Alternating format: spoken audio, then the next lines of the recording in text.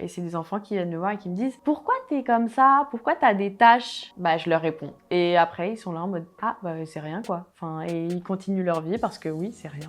Bonjour, je m'appelle Victoria et je viens ici pour vous parler du vitiligo. Mes premières taches, elles ont apparu à l'âge de 14 ans. Ça a commencé avec une petite tache au niveau de la paupière, puis après sur le nez. Je suis partie me faire diagnostiquer avec une dermato qui pensait que j'avais d'abord un psoriasis, mais qui s'est rendu compte que c'était un vitiligo. Quand on me diagnostique le vitiligo, je sais ce que c'est visuellement, parce que j'avais vu des photos aussi de Winnie Harlow et de Michael Jackson et toutes les polémiques qu'il y avait eu sur sa couleur de peau. Et en fait, moi, toute l'image que j'avais, c'était je vais devenir toute blanche parce que Michael Jackson était tout blanc. Donc je savais ce que c'était, mais de savoir qu'on l'a soi-même, c'est différent. Donc je sais que j'avais un peu paniqué, j'étais là en mode oh. Je pense que c'était un peu un choc. Si c'était un psoriasis, ça se réglait avec un traitement, alors que là, on me faisait comprendre que j'aurais ça toute ma vie. Ce que je comprends, et puis j'en avais beaucoup discuté avec ma maman à l'époque, c'est que le système immunitaire, il va pas bien et il faut l'aider, il faut user des vitamines, de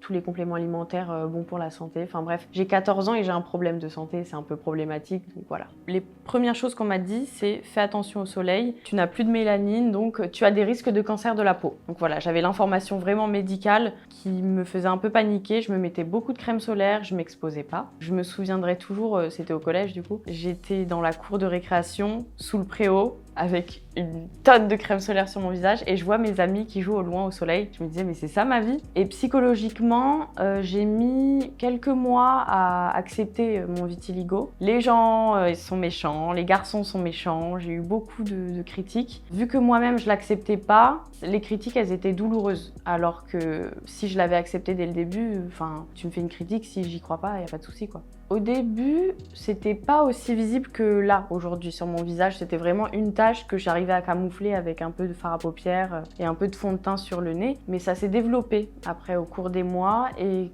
quand ça a commencé à se développer, j'ai fait des premiers shootings photos